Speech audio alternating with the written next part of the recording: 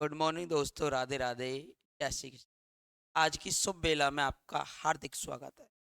जैसा कि आपको पता है, आरपीएससी स्कूल लेक्चरर की भर्ती आ चुकी है, जिसके लिए अभी दिवाली ऑफर में हम बहुत ही छूट देंगे बच्चों को ऑनलाइन ऑफलाइन बैचेज की। और साथ ही जैसा कि आपको पता है, एक पिता बनने का सुख बहुत बड़ी उपलब्धि होती है। तो हमारे घर में भी एक छोटे से बच्चे ने परसों रात्रि को जन्म लिया है, जिस उपलक्ष्य में भी हम आपको बहुत बड़ी छूट देने जा रहे हैं। तो दिवाली ऑफर में आपके 3 दिन काफ़ी भारी छूट रहेगी। जो बैचेज की प्राइस होंगी वो आधी हो जाएंगी। जो भी बच्चा परचेज करना चाहे, आपका दोस्त भाई बंधु, वो परचेज कर सकता है। ये ऑफर ऐसा दोबारा नहीं मिलेगा। डबल संयोग, एक दिवाली ऑफर, दूसरा हमें पुत्र प्राप्ति का ऑफर। तो इस कारण आपको भी डबल ऑफर मिलेगा, इसमें बहुत छूट मिलेगी। इसमें आपको test series with solution free of cost मिलेगी। अप्रॉक्सीमेट 30 से 35 हज़ार क्वेश्चन के सॉल्यूशंस मिलेंगे। 10,000 क्वेश्चन के सॉल्यूशन टेस्ट सीरीज में मिलेंगे। पूरा सिलेबस मिलेगा, लाइव प्लस रिकॉर्डेड, सारी फैसिलिटीज के साथ आपको टोटली प्रोवाइड कराया जाएगा। अब ज़्यादा टाइम को बर्बाद नहीं करेंगे, पहले हम इस टेस्ट को सॉल्व कर लेते हैं। टेस्ट कोड 7028 या 7027, ठीक है। 27 था या 208 था, ये कन्फर्म कर लेना एक बार इसको, है ना। देखिए, क्वेश्चन नंबर पहला कन्फॉर्मल मैपिंग का ही क्वेश्चन है या प्रतिचित्रण का क्वेश्चन है। मापांक ऑफ W बराबर 1, तो इसका मापांक जो है वो 1 कर दो।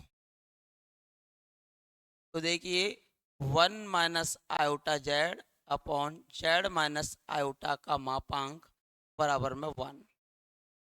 ये इधर चला जाएगा। 1 - iota Z equals to Z minus iota. Value of Z आप सभी जानते हैं, एक्स प्लस आयोटा वाई होती है।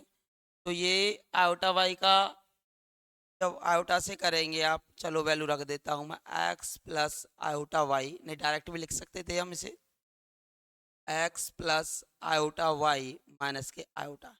रियल पार्ट को अलग करो, इमेजिनरी को अलग करो, तो 1 के साथ आएगा आयोटा इंटू आयोटा, आटा स्क्वायर।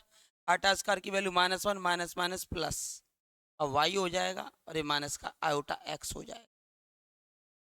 ये हो जाएगा आपका एक्स प्लस का आयोटा वाई -1।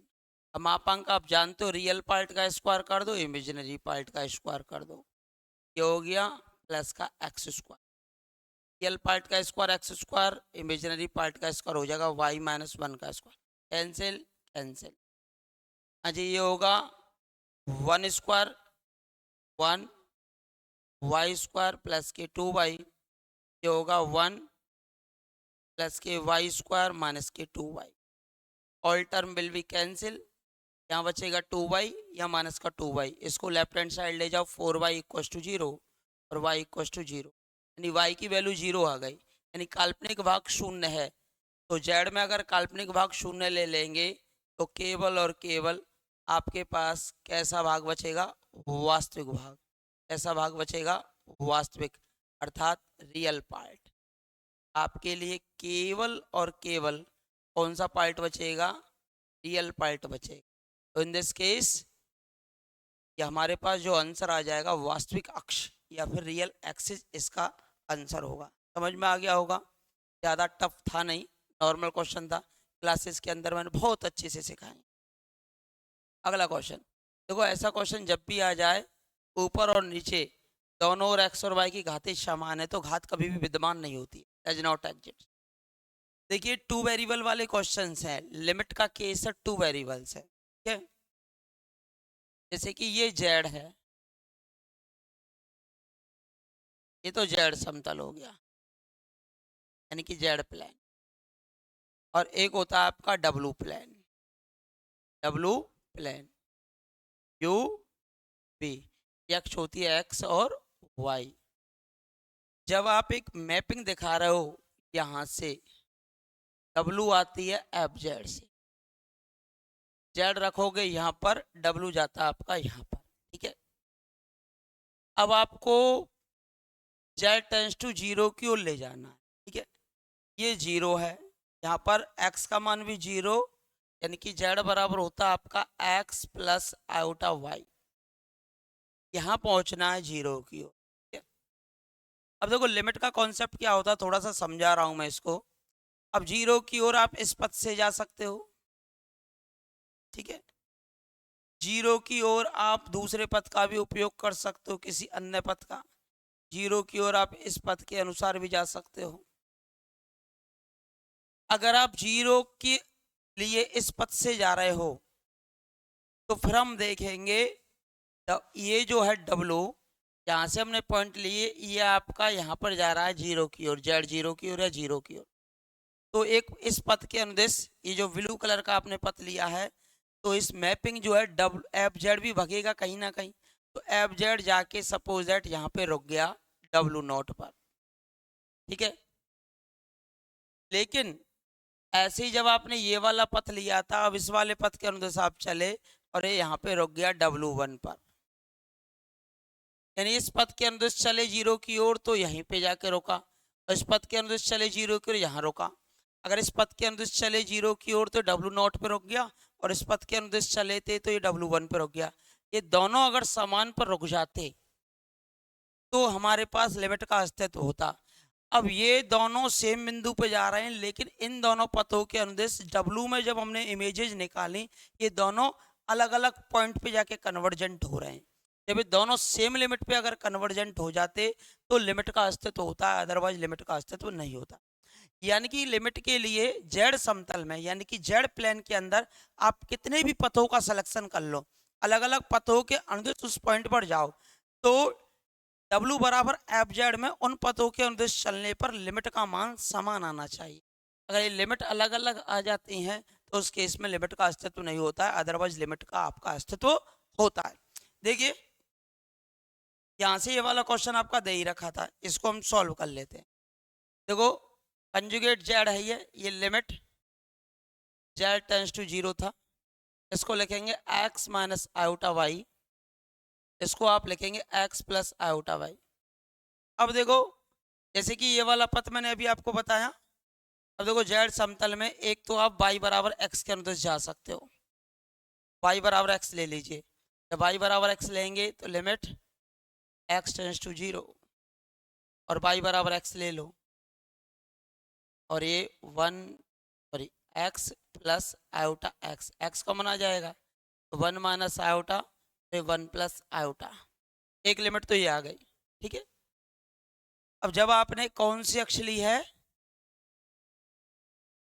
जब आपने कौन सी अक्ष ली थी, y बराबर एक्स, अब y बराबर टू एक्स ले लो, y बराबर एक्स ले ली, y बराबर टू एक्स ले लो। अब इसी में y बराबर टू एक्स ले लूँ, y बराबर टू एक्स, तो limit x tends to zero आएगा ही आएगा, लिमिट हो जाएगी आपकी x टेंस टू जीरो। पथ बदला, पथ बदलने पर लिमिट नहीं बदलनी चाहिए थी, और लिमिट बदल जाएगी तो लिमिट का अस्तित्व नहीं होगा। तो देखिए x माइनस के आयोटा टू एक्स और x प्लस के iota two x, x common आ जाएगा तो वन माइनस के टू आयोटा और वन प्लस के टू आयोटा। अब मुझे बताओ ये दोनों लिमिट समान है क्या, ये वन माइनस आयोटा है, वन माइनस टू आयोटा है, ये वन प्लस आयोटा है, two plus two iota, both limit are difference, दोनों सीमाएं अलग अलग आई। अगर मैंने जेड समतल में दो अलग अलग पथ लिए, एक तो y बराबर एक्स लिया था, एक तो y बराबर टू एक्स लिया था, एक y बराबर एक्स लिया था, इन दोनों पथों के अनुदेश y बराबर एक्स पर चले तो W समतल में ये लिमिट आई, और y बराबर टू एक्स के करस्पॉन्ड चले तो W समतल में आपकी ये लिमिट निकल के आई। तो both limits are difference, in this case limit does not exist.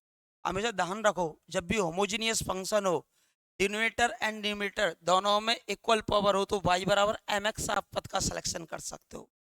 तो यहाँ भी वन वन थी, यहाँ भी वन वन पावर थी, तो y बराबर mx, यानी एक बार y बराबर x ले लिया, एक y बराबर टू एक्स ले लिया, एक बार m का मान वन ले लिया और एक बार m का मान आपने टू ले लिया। नेक्स्ट फॉर बेस्ट अगले क्वेश्चन की मूव करेंगे समझदारी के साथ में। देखो it is analytic function where u are given, then find the value of b, b is called harmonic conjugate of u, b को u का प्रसमादी संयुग्मी कहते हैं।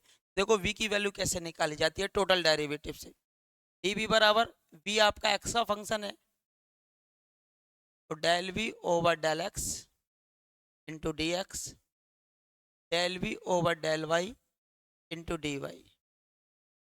ये एग्जैक्ट डिफरेंशियल इक्वेशन बनती है, एग्जैक्ट डिफरेंशियल इक्वेशन। ठीक है, अब देखिए चूंकि ये एनालिटिक फंक्शन है, it is satisfy Cauchy Riemann equations, Cauchy Riemann equation, Cauchy Riemann equation, it is satisfy Cauchy Riemann equation. Cauchy Riemann equation क्या होती है? एक तो होती है del u over del x equals to del v over del y, एक होती है del u over del y equals to minus के del v over del x.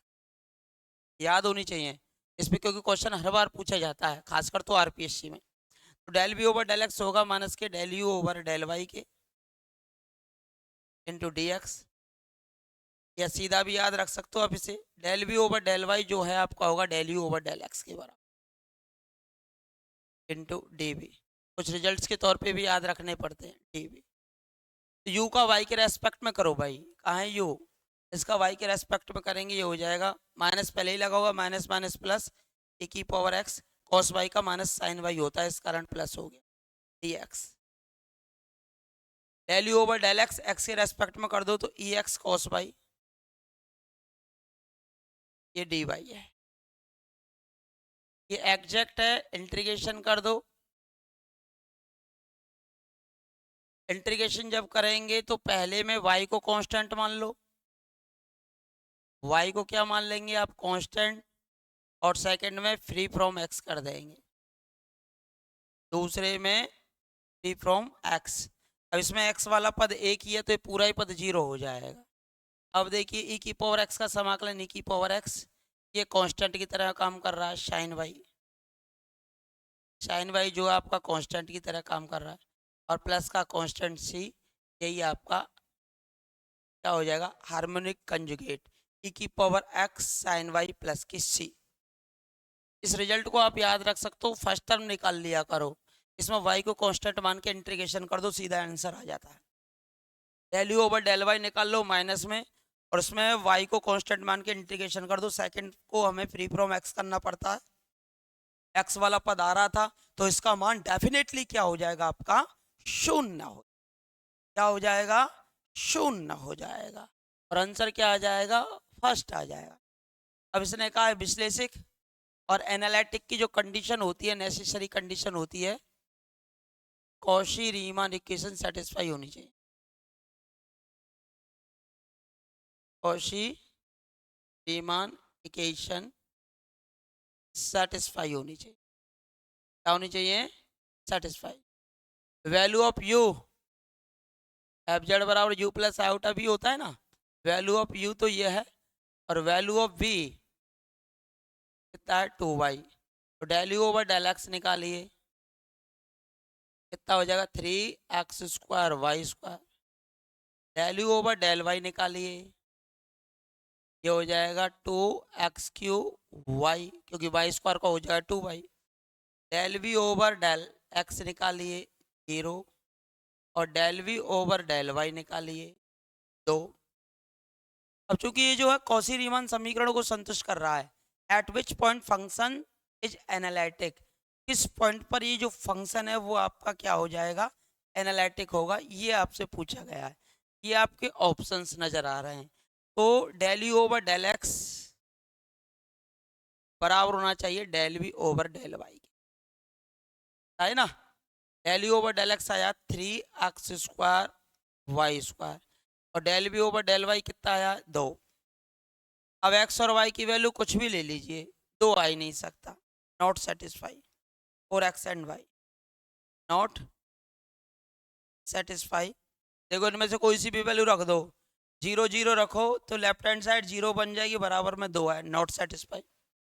1 1 रखो, लेफ्ट में 3 राइट में 2, नॉट सेटिस्फाई। 0 1 रखो, लेफ्ट में 0 राइट में 2, नॉट सेटिस्फाई। तो नो वे यार, ये कहीं भी एनालिटिक नहीं होगा। फंक्शन को एनालिटिक होने के लिए कॉशी रीमान इक्वेशन सेटिस्फाई करना जरूरी होता है। कोई भी फंक्शन एनालिटिक होगा, इसके लिए नेसेसरी कंडीशन होती है कि it is satisfy the Cauchy Riemann equation. क्या सेटिस्फाई करेंगी, Cauchy Riemann equation. Next for best अगले क्वेश्चन की ओर। इट इज मोबियस रूपांतरण या मोबियस ट्रांसफॉर्मेशन, इसको हम बाइलिनियर ट्रांसफॉर्मेशन भी कहते हैं, बाइलिनियर ट्रांसफॉर्मेशन। अब चूंकि ये ट्रांसफॉर्मेशन है मोबियस के द्वारा दिया गया था, इस कारण से मोबियस ट्रांसफॉर्मेशन भी कहते हैं। बाइलिनियर इसे कहते हैं क्योंकि ये दो लिनियर ट्रांसफॉर्मेशंस का भाग होता है, यानी भागफल होता है, ऊपर भी लीनियर नीचे भी नहीं लिनियर। अब इसकी जो कंडीशन होती है बाइलिनियर की, ये बाइलिनियर ट्रांसफॉर्मेशन होगा, इन दोनों का cross multiply a d minus b c not equal to 0 होना चाहिए, या फिर ऐसे लिख सकते थे ए बी सी डी का जो डिटरमिनेंट है वो नॉट इक्वल टू 0 होना चाहिए। क्रॉस मल्टीप्लाई हो जाएगा a d minus b c not equal to 0। ये चीज आप याद रखना, क्वेश्चन पूछा भी गया है कि निम्न में से कौन सा द्विरैखिक रूपांतरण नहीं है। उनमें हम इससे तुलना करते हैं a z plus b c z plus d से। ए बी सी डी की वैल्यू आप निकालें, निकालने के बाद इसमें रख कर देखेंगे, अगर 0 हो गया तो not bilinear transformation, Mobius transformation. अगर 0 नहीं होता है तो it is linear transform, sorry it is bilinear transformation. Okay, next for best. हाँ जी, हाँ जी, देखो एफ जेड बराबर u plus iota v analytic function है, एनालिटिक यानी कि विश्लेषक, ठीक है। विश्लेषिक फलन होता है ना, तो u और v दोनों हार्मोनिक कंजुगेट होते हैं, सॉरी हार्मोनिक फंक्शन होते हैं, हार्मोनिक फंक्शन। और हार्मोनिक फंक्शन के लिए लाप्लास इक्वेशन सेटिस्फाई होती है, लाप्लास इक्वेशन सेटिस्फाई। ये चीजें छोटी छोटी सी ध्यान देनी होती हैं। अगर आपका कोई भी फंक्शन एनालिटिक है, विश्लेषक है, that's mean u and v are harmonic function. और हार्मोनिक फंक्शन के लिए फर्स्ट टू डेरिवेटिव कंटिन्यूअस होने चाहिए और साथ ही लाप्लास इक्वेशन को सेटिस्फाई करने चाहिए। तो ये जो है सेटिस्फाई करेगा कौन सी इक्वेशन को, लाप्लास इक्वेशन को सेटिस्फाई करेगा। अभी दोनों की दोनों लाप्लास इक्वेशन को सेटिस्फाई करेंगे कि नहीं करेंगे वो आप देख लीजिए, del square u over del x square और del square u over del y square. 2 बार x के रेस्पेक्ट में करो 2 आ जाएगा, 2 बार y के रेस्पेक्ट में करो -2 आ जाएगा। क्या आ गया जी? ऐसे del square v over del x square और del square v over del y square. एक बार x के रेस्पेक्ट में करेंगे 2y, फिर एक और बार करेंगे 0 और दोनों ही क्या आ जाएंगे 0। Both are satisfy Laplace equation, it is are harmonic function. हार्मोनिक है तो it is analytic function, it is analytic function. अब यहाँ पर भी एक बात जो ध्यान देने वाली है मेन, वो ये है कि एफ जेड अगर एनालिटिक है तो वी यू का हार्मोनिक कंजुगेट यानी कि विषमवादी संयुग्मी होता है। ध्यान देने वाली बात है, विषमवादी संयुग्मी कौन है? हार्मोनिक कंजुगेट होगा कौन? V। किसका? U का। ध्यान देने वाली बात है, V is harmonic conjugate of U तथा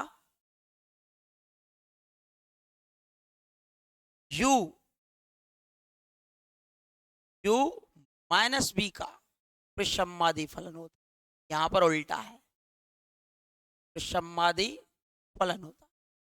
थोड़ा सा ध्यान दे लीजिए, कोई दिक्कत नहीं आएगी।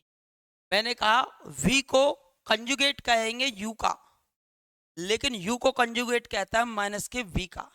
अगर U का V भी कंजुगेट हो और V का U भी हो तो that's mean F Z is constant function.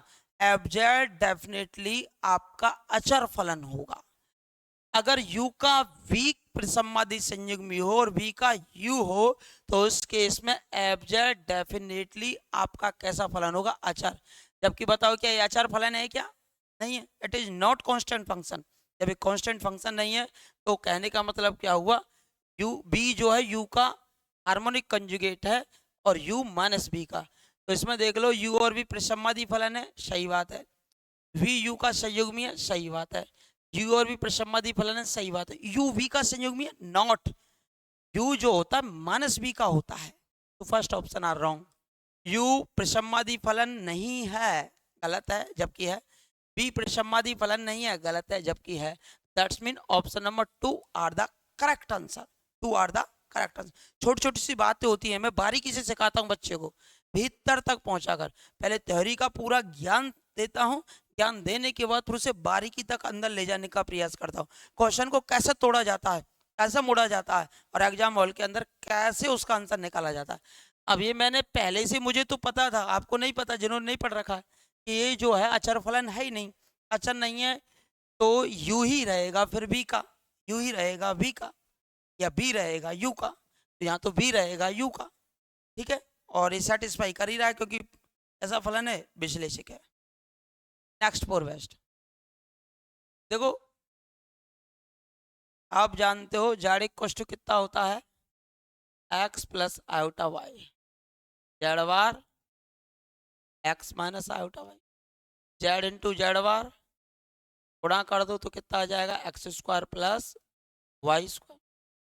Z plus z bar दोनों को जोड़ दीजिए, कितना आ जाएगा 2x।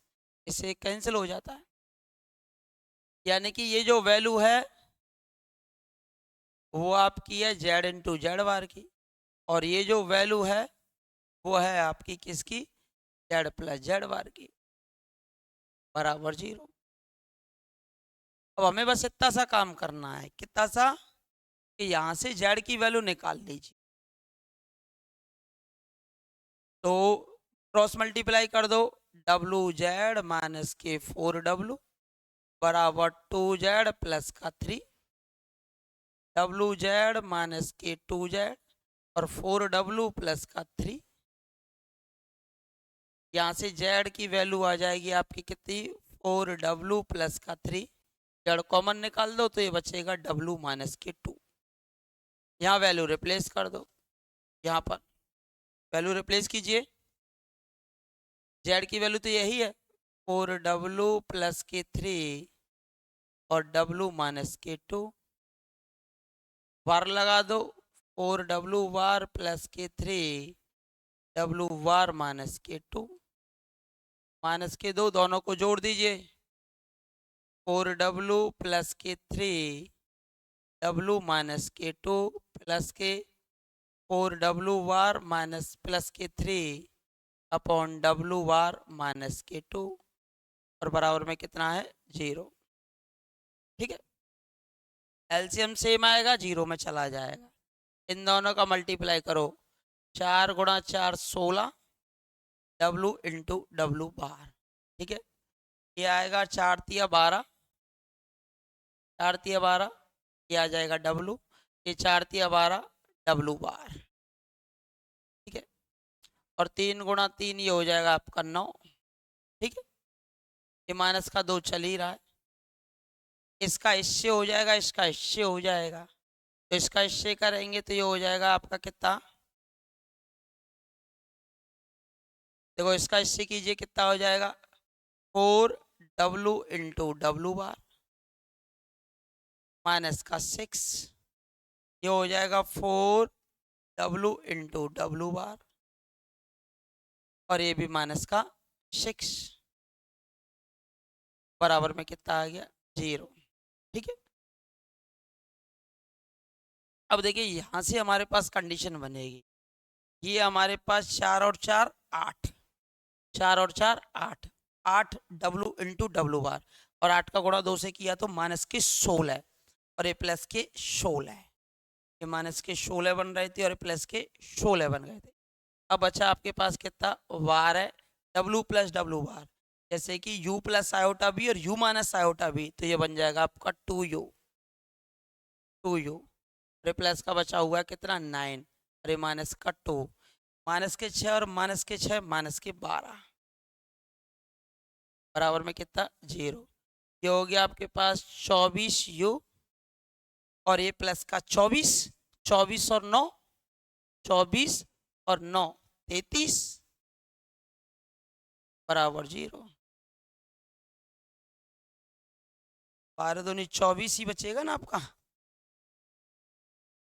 4 ये आपका आएगा 24 ही आएगा।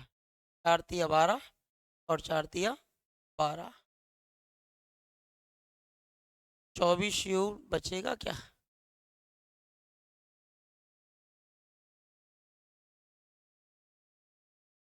ये आएगा 4u+3 आएगा। ये 33 है तो 44u आना चाहिए। 44u, 44u। यहाँ गलती कर दी क्या? 3w यहाँ और आता, यहाँ पर 3w और आता, इसको कर लेना। 3w आएगा, यहाँ पर भी आएगा, कैलकुलेशन थोड़ी सी मिस्टेक हो गई है, इसको आप कर लेना। ये जो आपका बनेगा ना वो बनेगा आपके पास कितना? 44u + 33। तो 11 कॉमन निकाल देंगे, 4u + 3 बनेगा। कैलकुलेशन में थोड़ी सी मिस्टेक है यहाँ पर मल्टीप्लाई में, इसको थोड़ा सा करेक्ट कर लेना आप, ठीक है। ये आ जाएगा 4th नंबर का ऑप्शन। हो जाता है इस कैलकुलेशन को उस कैलकुलेशन को बताने की चक्कर। नेक्स्ट फोर वेस्ट, इसने पूछा है it is analytic function then find the value of a b c. ये यू की वैल्यू है x - 2ay, ये v की वैल्यू है bx - cy। तो del u over del x आया 1, del v over del y कितना आया -c। ये दोनों कैसे होने चाहिए? बराबर। कौशी रीमान इक्वेशन है, दोनों को बराबर कर दो तो -c बराबर हो गया 1, तो c की वैल्यू जो है वो -1 आएगी। देख लो किसी में c की वैल्यू -1 दे रखी है क्या? इस ऑप्शन में c की वैल्यू -1 है, तो ऑप्शन नंबर 3 ही आंसर आपका हो जाता है और क्वेश्चंस को सॉल्व करने की आवश्यकता है ही नहीं। हमें वहीं चतुराई दिखानी पड़ती है जहाँ हमें ज़रूरत होती है, एक्स्ट्रा चतुराई नहीं दिखाते एग्जाम हॉल के अंतर्गत। अगला क्वेश्चन, किस पॉइंट पर विश्लेषक नहीं है जिस पर डेरिवेटिव एग्जिट ना करे? Derivative does not exit, derivative doesn't exit.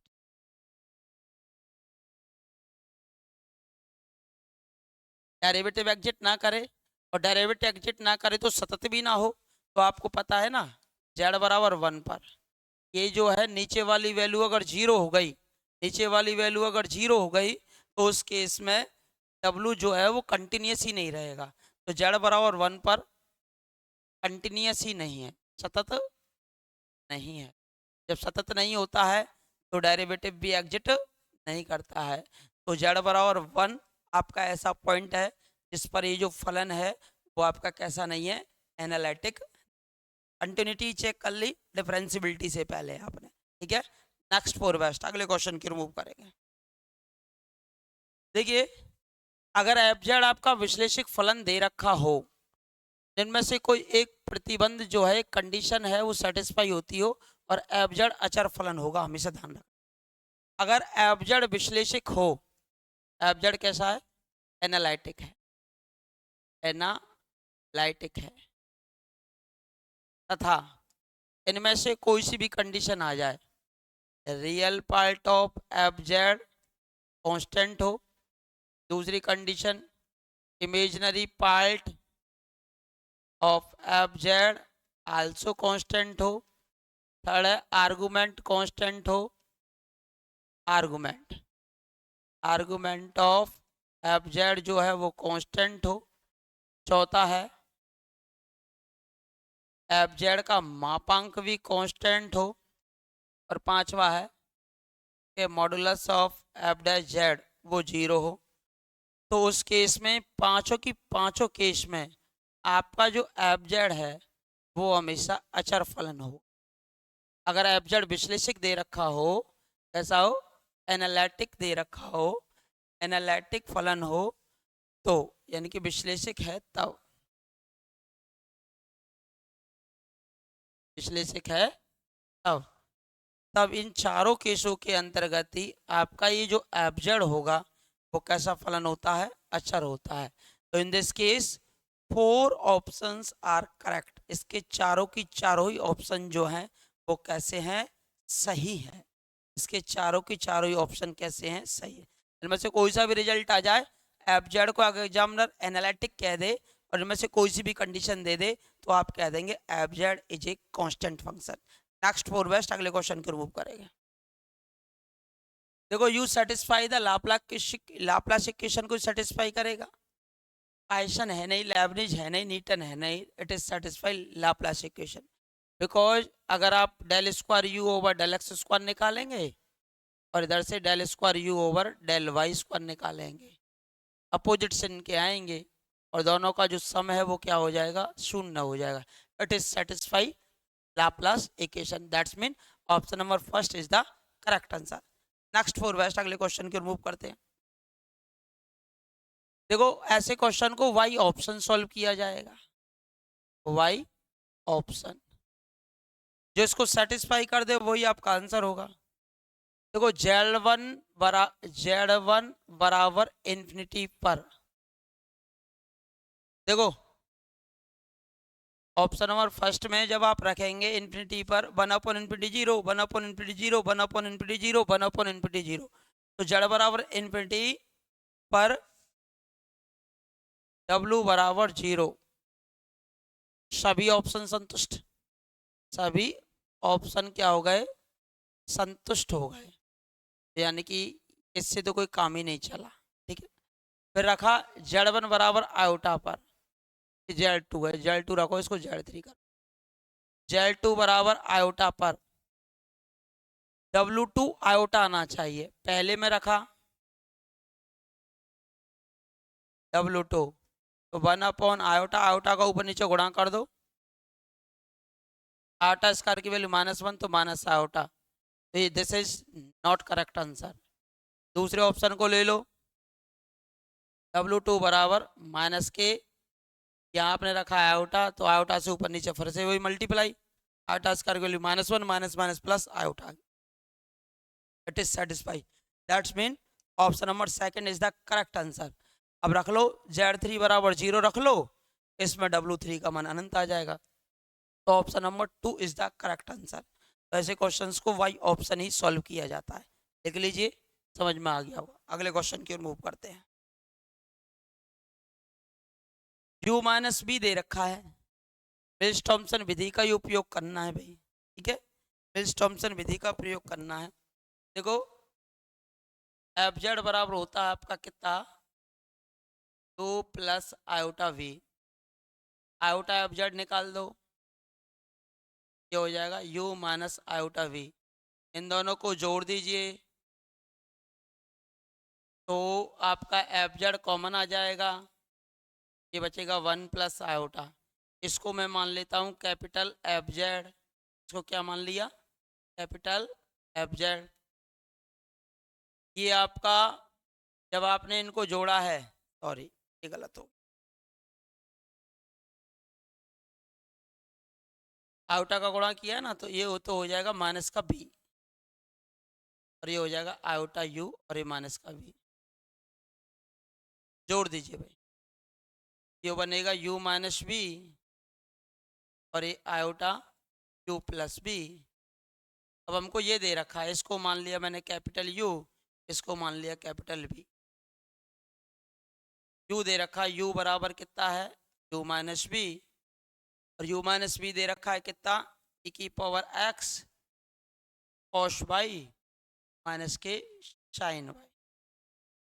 अब मिल्स थॉम्सन विधि से आप जानते हो एफ जेड निकालना, अब ये इसका u है तो कैपिटल एफ जेड निकलेगा, ये होता है हमारे पास integration of del u over del x, x के स्थान पर जेड और वाई के स्थान पर 0, माइनस के iota del u over del y, x के स्थान पर जेड और वाई के स्थान पर 0, रखकर हम इसका इंटीग्रेशन कर देते हैं, एफ कैपिटल एफ जेड की वैल्यू आ जाएगी, और कैपिटल एफ जेड किसके बराबर है, small F Z 1 plus iota के। कुछ क्वेश्चंस के रिजल्ट सीधे याद रख जाते हैं तो ज़्यादा बेटर होता है।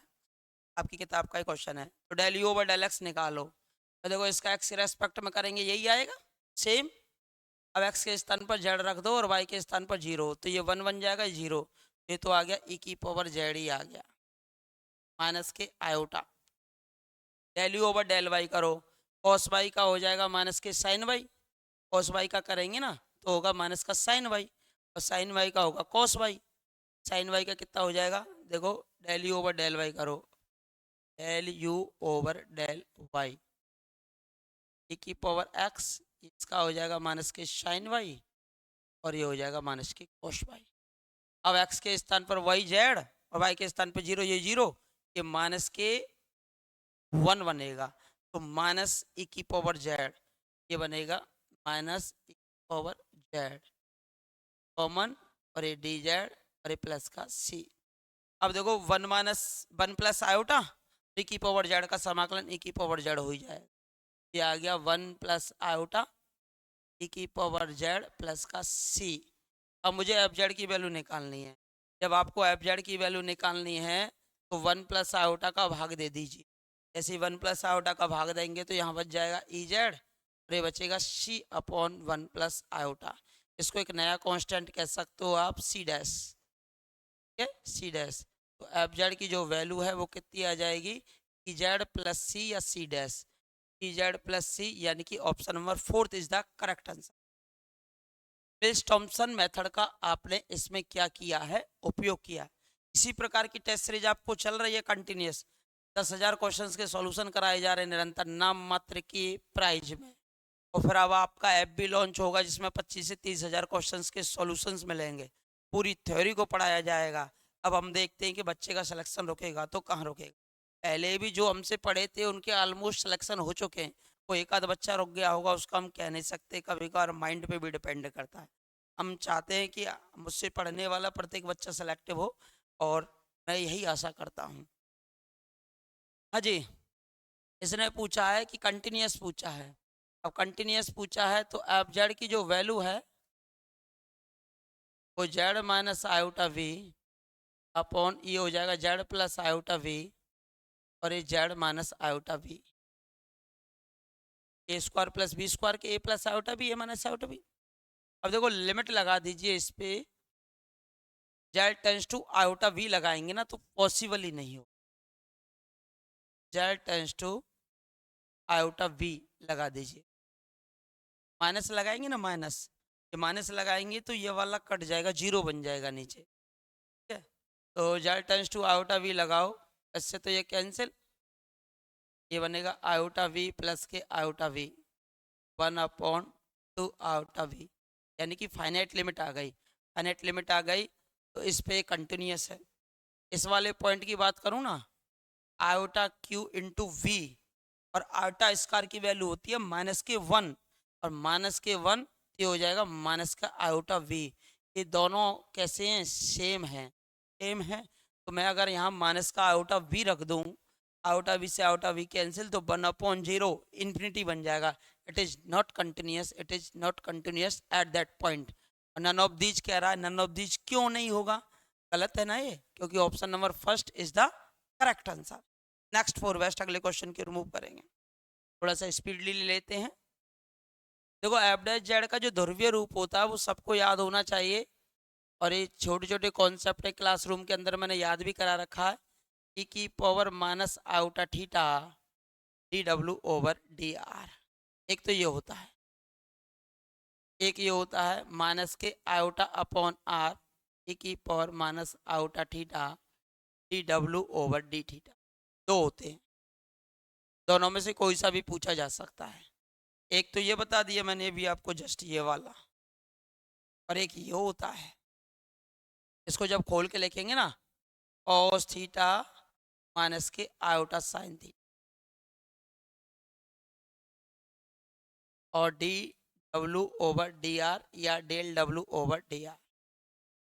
तो option number second is the correct answer. ध्यान देने वाली बात होती है, रिजल्ट के तौर पर एक पेज बनाया करो सारांश के तौर पर, लास्ट में उसको खींच दो, लास्ट में नहीं पहले खींच के तैयार रहो, लास्ट में तो फिर सब कुछ घुल मिल जाता है, खिचड़ी हो जाती है ना। हाँ जी, ये विश्लेषिक फलन है का अवकलज है, इसका अवकलज जो है दोनों में से एक एक कम करके आता है। आर की पावर एन माइनस वन, इसका जब डेरिवेटिव करते हो ना आप ध्रुवीय वाली फॉर्म से, cos n minus one theta और sine iota sine n minus one theta, दोनों जगह एक एक कम हो जाता है। यदि एन की वैल्यू, एन की जो वैल्यू है वो एक से छोटी हो जाए तथा आर बराबर 0 हो जाए, पर विश्लेषक नहीं होता है। इस पर ये विश्लेषक नहीं होता, ध्यान भी दे लेना अगर क्वेश्चन आ जाए तो। जब इसका डेरिवेटिव आप करेंगे ना तो दोनों जगह एक एक माइनस कर देना, एन माइनस वन, यहाँ भी एन माइनस वन, यहाँ भी एन माइनस वन। अब आपको पता है आर अगर नीचे पहुंच जाए, आर नीचे तब पहुंचेगा जब एन की वैल्यू एक से छोटी हो। जब आर नीचे पहुंच गया और आर का मान 0 हो गया, 1/0 इन्फिनिटी बन जाता है, तो फिर डेरिवेटिव एग्जिट नहीं करता। और जिस फंक्शन का जिस पॉइंट पर डेरिवेटिव एग्जिट नहीं करता तो उस पॉइंट पर वो एनालिटिक भी नहीं होता। तो आर बराबर 0 पर ये जो फंक्शन होगा आपका एनालिटिक नहीं होगा, अर्थात विश्लेषक नहीं होगा। तो हमारा जो आंसर है वैसे तो ये है, कौन सा है, थर्ड नंबर का ऑप्शन हो, ऑप्शन नंबर थर्ड हो जाएगा। अगला क्वेश्चन करो, एक बार और थोड़ा सा कंफर्म कर लेते हैं। मैं चाहता हूं कि क्वेश्चन को सॉल्व ना करना पड़े, डायरेक्ट ही हो जाए। कुछ चीज़ें ऐसी होती हैं इतना ज़्यादा सॉल्व करेंगे टाइम भी लग जाता है। एन और आता है आगे बेटा, क्योंकि n r n minus one होता है ना, इसको कंफर्म करना था। एन आर यहाँ भी एन माइनस वन हो गया, यहाँ एन माइनस वन, यहाँ एन माइनस वन, घात आगे आ गई। तो ये होता है, ध्यान रखना। Option number fourth is the correct answer. गलत ना लग जाए और सही लगे हमेशा। और डायरेक्ट भी कर सकते थे आप इसे मेथड के द्वारा, थोड़ा टाइम लगता है, इस कारण क्लास लंबी हो गई थी। देखो u बराबर सी और b बराबर सी डैश दोनों लंबत हों, परपेंडिकुलर हों, तो भी ये जो है हमारा कैसा फंक्शन होता है, analytic function. u equals to c and v equals to c dash are orthogonal, orthogonal. अगर दोनों परस्पर लंबत हैं, this implies u plus iota v is analytic function. पूरा प्रूफ भी करा सकते हैं बट इतना टाइम है नहीं, रिजल्ट के तौर पर आप देख सकते हो। अगला क्वेश्चन, x बराबर 1/2 का z समतल में रूपांतरण, इसके अंतर्गत प्रतिबिंब पूछा है। अब w बराबर आप जानते हैं कितना होता है, u प्लस आयोटा v, और z बराबर आप जानते हैं x plus iota y। Conjugate element का ऊपर नीचे गुणा कर दो, x minus iota y, x minus iota y। u बराबर हो जाएगा x upon x square plus y square, real part तो ये आएगा। b बराबर हो जाएगा माइनस के y upon x square plus y square. Therefore u में b का डिवाइड कर दो, u अपॉन v कितना आ जाएगा, ये आ जाएगा x अपॉन माइनस के y। ठीक है, y की वैल्यू निकालो कितनी आ जाएगी,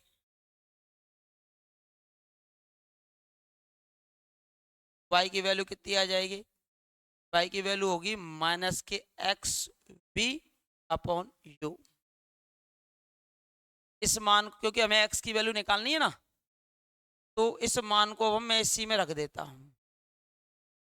u बराबर कितना आ जाएगा, x upon x square plus y square, इसका स्क्वायर कर दो, ये आएगा x square b square upon u square.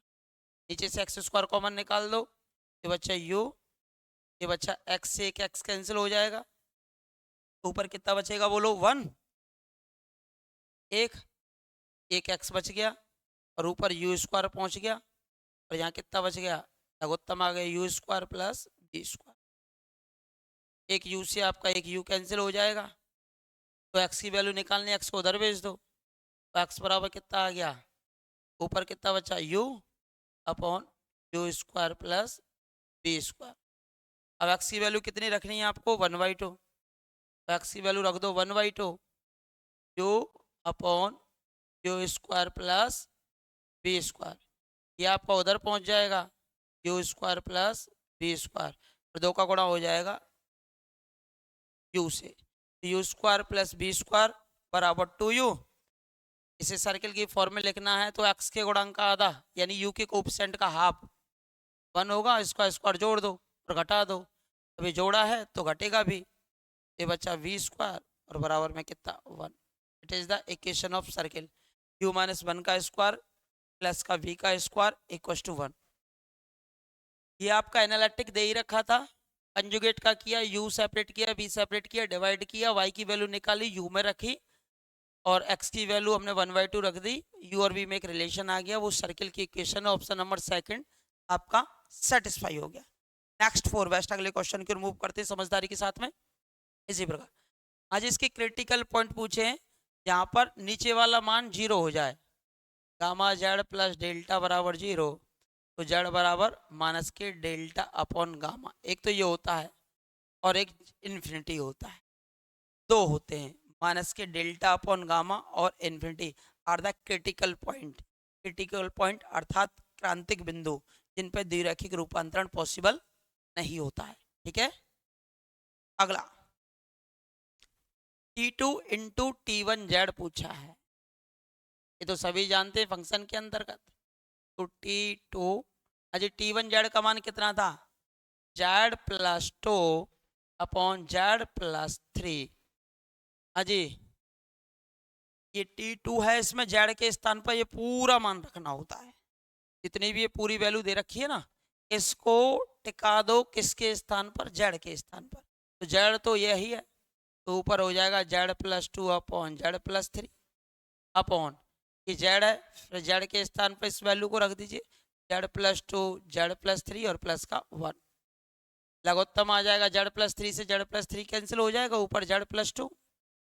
ठीक है, और ऊपर Z प्लस 2 थर्ड ऑप्शन में ही था, यही आपका आंसर हो जाएगा, फिर भी सॉल्व कर लेते हैं।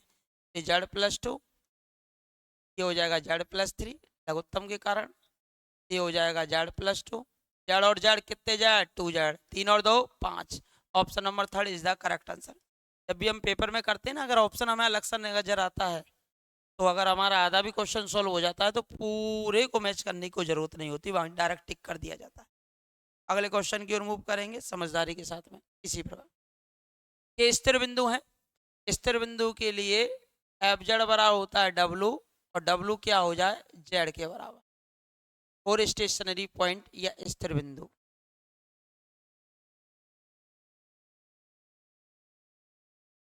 तो इसको हम Z के बराबर ही कर देंगे, 2 आयोटा Z प्लस के 5 अपॉन Z माइनस 2 आयोटा बराबर Z। इसको आप Z के बराबर ही कर दीजिए और Z की वैल्यू निकाल दीजिए, 2 आयोटा Z प्लस के 5, ये हो जाएगा Z स्क्वायर और ये माइनस के 2 आयोटा Z, ये बचा आपका Z स्क्वायर, इसको इधर ले आओ तो माइनस के 4 आयोटा Z और माइनस के 5। श्रीधर आचार्य का उपयोग कर लो Z की वैल्यू निकालने के लिए, minus b plus minus under root b square, minus 4 का स्क्वायर 16 ही हो जाएगा, 8 स्क्वायर माइनस 1 तो माइनस का 16, माइनस 4 ए का मान 1 सी का मान माइनस का 5 अपॉन 2 ए का मान 1, तो 4 आयोटा प्लस माइनस 20 में से 16 गए तो 4, 4 का वर्गमूल 2 और नीचे 2 आ ही रहा है, 2 का भाग दे दो, 2 iota plus minus 1, it is the critical point, 2 iota plus minus 1, that's mean option number third is the correct answer.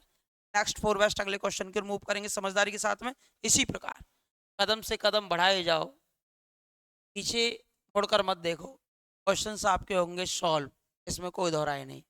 देखो जेड है, आपको पता हो जेड की पावर n और n belongs to z plus, positive पूर्णांक, सर्वत्र विश्लेषक है, सर्वत्र विश्लेषक, एवरीवेयर एनालिटिक, सर्वत्र विश्लेषक, एवरीवेयर एनालिटिक, एवरीवेयर एनालिटिक, प्रत्येक जगह। अब यहाँ n बराबर 1 पर तो जेड भी कैसा हो जाएगा, विश्लेषक होगा,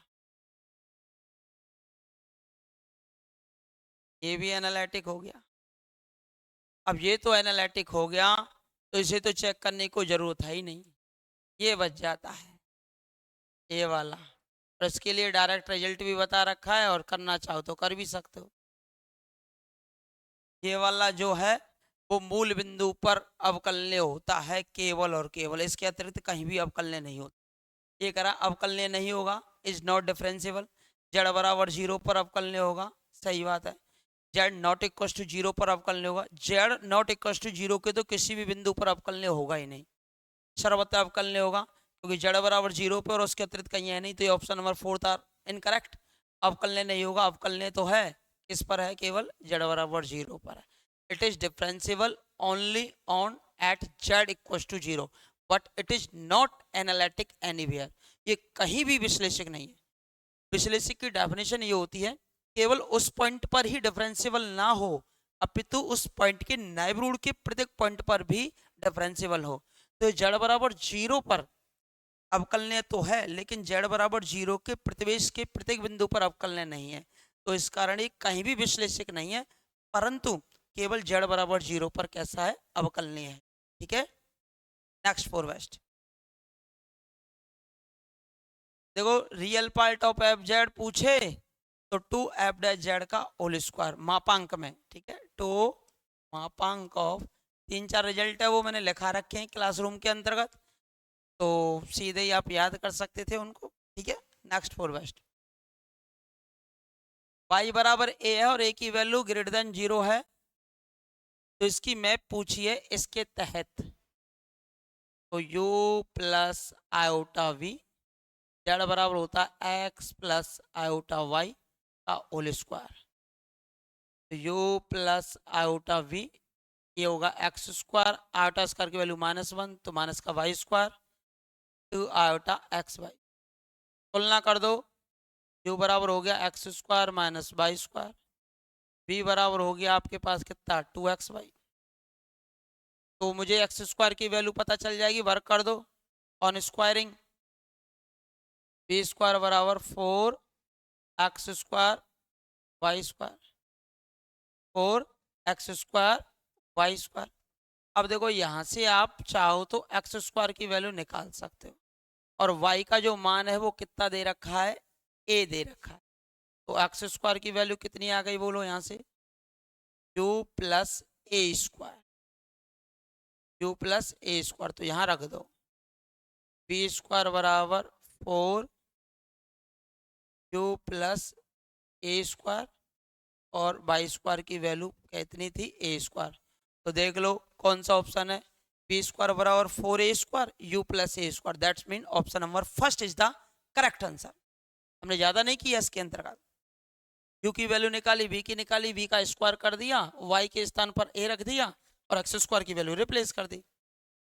जैसे आपने एक्स स्क्वायर की वैल्यू रिप्लेस की तो आपका आंसर भी भागा भागा निकल के आ गया। अगले क्वेश्चन के रिमूव करेंगे, इसका सामान्य रूप पूछा है। ठीक है, सबसे पहले क्रिटिकल पॉइंट निकालते हैं W बराबर जेड से, तो 3z माइनस के 4 अपॉन जेड माइनस 1 बराबर जेड, 3z माइनस के 4 equal to z square minus के जेड, तो जेड स्क्वायर माइनस के 4z प्लस के 4 इक्वल टू 0, ये हो जाएगा जेड माइनस 2 का होल स्क्वायर, तो जेड बराबर कितना आ जाएगा 2 और 2, दोनों कैसे हैं, समान है। तो एक ही केवल एक ही स्थिर बिंदु है, स्टेशनरी पॉइंट, केवल एक ही स्थिर बिंदु है, केवल एक ही स्थिर बिंदु है। जब एक ही स्थिर बिंदु हो तो उसका नॉर्मल फॉर्म कौन सी फॉर्म, नॉर्मल या सामान्य फॉर्म, 3 फॉर्म है, तीनों मैंने लिखा रखी हैं, ये होती है 1/w माइनस अल्फा बराबर 1/जेड माइनस अल्फा प्लस के लैम्बडा। वैसे तो आपको दिखाई दे रहा है यही है w माइनस अल्फा बराबर में, बस यहाँ 1/2 और ये है, यहाँ लैम्बडा बराबर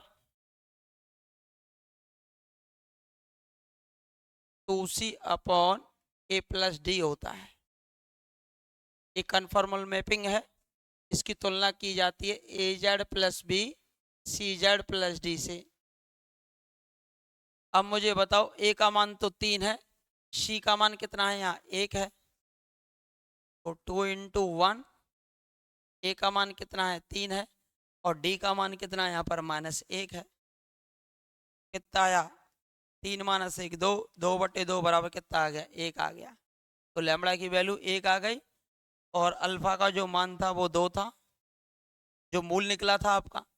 तो 1/w minus alpha z minus alpha plus के लैम्बडा, लैम्बडा बराबर होता है आपका 2c/a+d, 2c/a+d। Value of c a b c कहाँ से निकलेंगे, a z plus b c z plus d, bilinear transformation या फिर द्विरैखिक रूपांतरण से तुलना करके निकलेंगे। और यहाँ रख दिया, और आपके पास option number second is the correct answer. ये पूछ लिए जाते हैं अब आजकल पेपरों में, इस बार भी आया था क्वेश्चन। नेक्स्ट फॉर वेस्ट, अगले क्वेश्चन की रिमूव करेंगे समझदारी के साथ। कौन सा कथन सत्य है, ये कह रहा है सतत, सतत के लिए इसकी लिमिट निकाल दो, z टेंड्स टू आयोटा। ये हो जाएगा आयोटा का स्क्वायर, आयोटा स्क्वायर कितना हो गया -1। क्या ये एफ आयोटा के बराबर है क्या, not equal to f iota, क्योंकि एफ आयोटा पे वैल्यू कितनी दे रखी थी 0। तो ये कह रहा है सतत है, इट इज रॉन्ग। तो ये कह रहा है कौन सा असत्य है, तो यही असत्य है। मापांक ऑफ जेड स्क्वायर सर्वत्र सतत होता है, सही बात है, और अवकलनीय केवल मूल बिंदु पर होता है, ठीक है। ये जेड की power n, n belongs to z, सर्वत्र अवकलनीय होता है, जाहिर सी बात है। ये दे रखा है अवकलज केवल मूल बिंदु पर ही विद्यमान है, सही बात है। तो सभी आपके सही हैं, ये वाला स्टेटमेंट आपका गलत था।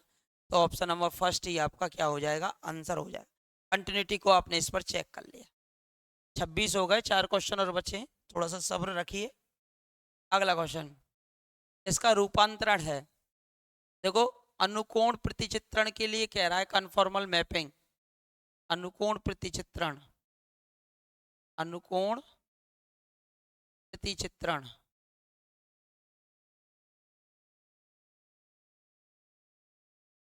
चित्रण के लिए W बराबर एफ जेड विश्लेषिक हो, ऐसा हो विश्लेषिक हो, तथा यानी एनालिटिक हो, तथा एफ डैश जेड जो है वो नॉट इक्वल टू 0। अब देख लो, जहाँ पर एफ डैश जेड का मान 0 होगा वहाँ पर कन्फॉर्मल नहीं होगा। तो यहाँ से एफ डैश जेड निकाला, कितना आया 2z माइनस का 2 बराबर 0।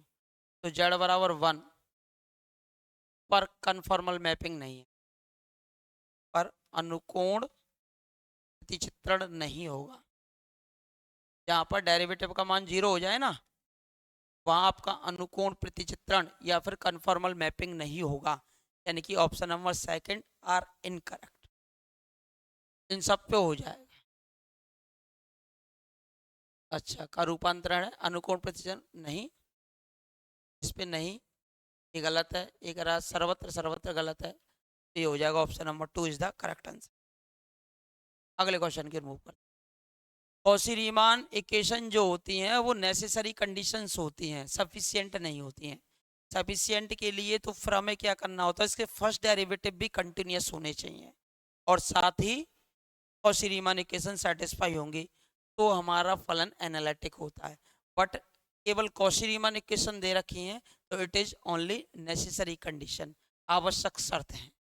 नेक्स्ट फोर वेस्ट, अगले क्वेश्चन की मूव करेंगे। एफ डैश जेड चूंकि डेरिवेटिव एग्जिट कर रहा है तो कॉची रीमान इक्वेशन सेटिस्फाई है, तो ऑल द आर इक्वल्स, तो जब स्क्वायर करेंगे तो सब सेम हो जाते हैं। तो ऑप्शन नंबर फोर्थ हमारा करेक्ट आंसर हो जाएगा। लास्ट और आखिरी इसकी चर्चा कर लेते हैं, ठीक है। निम्न में से कौन सा कथन सत्य है, तो हम डेरिवेटिव निकाल रहे हैं, ठीक है, वो भी 0 पे निकाल देते हैं, क्योंकि 0 पर वैल्यू 0 दे रखी है। ये होता है f z minus F0 upon z minus 0, limit Z tends to, limit Z tends to 0। इसकी वैल्यू दे रखी है x square y5 x plus iota y upon x4 y10, x4 plus y10 upon में x plus iota y z का मान। इससे ये cancel. फिर मैंने आपको बता रखा है अलग अलग पथों का सिलेक्शन करने पर लिमिट का मान समान आना चाहिए। अब ऐसे दो पथ बना लो, एक तो सीधा ही है y टेंस टू x के अनुदिश, इसके अकॉर्डिंग चल लीजिए। ऐसा क्वेश्चन जब भी आए लिमिट x टेंस टू 0 हो जाएगी, ये हो जाएगा x7 और ये हो जाएगा आपका x4 और ये x10, ये तो 0 ही आ जाएगा। एक तो ये आ गया। जब भी ऐसा क्वेश्चन आए ना तो यहाँ पकड़ा करो, ये y5 है ना, इसका डबल यहाँ जरूर प्रेजेंट होगा। दूसरा है y5 tense to x square के अनुदिश, y5 का मान x स्क्वायर रख दो, तो ये क्या आ जाएगी एफ डैश जेड की वैल्यू, लिमिट वही x टेंस टू 0, क्योंकि y को x में बदल दिया, पहली क्वेश्चन में मैंने बता दिया था लिमिट वाला कॉन्सेप्ट। ये हो जाएगा x स्क्वायर, y5 का मान भी कितना है x स्क्वायर, अपॉन ये x4, y10 का मान भी हो जाएगा x4, x4 कॉमन निकाल दो तो ये आ जाएगा 1/2। अब क्या बताओ, 0 और 1/2 दोनों बराबर हैं क्या? दोनों बराबर नहीं है, तो एफ डैश 0 का अस्तित्व नहीं है। एफ डैश 0 का अस्तित्व, जबकि इस पर एक कॉशी रीमान इक्वेशंस को सेटिस्फाई करता है। तो कह रहा फलन विश्लेषक नहीं है परंतु कॉशी रीमान समीकरण को संतुष्ट करता है सर्वत्र। इसने क्या कहा, सर्वत्र। सर्वत्र तो नहीं है, फलन विश्लेषक नहीं है, सही बात है, परंतु मूल बिंदु पर ऑरिजिन पॉइंट पर, ध्यान रखो ऑरिजिन पॉइंट पर कॉशी रीमान समीकरण को संतुष्ट करता है, सही बात है। ये जो है कॉशी रीमान इक्वेशंस को मूल बिंदु पर सेटिस्फाई कर देगा। Del u over del x निकाल दो, 0 पर वो 0 आएगा, del u over del y 0 पर 0 आएगा, del b over del x 0 पर 0, del b over del y 0 पर 0। ये मूल बिंदु पर कॉशी रीमान समीकरणों को क्या करेंगे, संतुष्ट करेंगे, वह डेरिवेटिव एग्जिट नहीं कर रहा है। तो कहने का मतलब क्या हुआ, कॉशी रीमान समीकरण जो होते हैं केवल नेसेसरी कंडीशन होते हैं, सफिशिएंट नहीं होते। आज के लिए बस इतना ही। अभी दिवाली का ऑफर आने वाला है, जोर शोर से तैयारी में आप लग जाइए, वैकेंसियों की भरमार आ रही है, और ये मौका अगर आपका चूका तो जीवन भर फिर पछताना पड़ेगा, आज नहीं तो कल फिर आपको रोना ही पड़ेगा। तो हम नहीं चाहते कि किसी बच्चे के सामने ऐसी कोई कंडीशन आए। तो बेस्ट ऑफ लक, अभी से तैयारी में आप लग जाइए। आज के लिए धन्यवाद, नमस्कार, राधे राधे, जय श्री कृष्ण।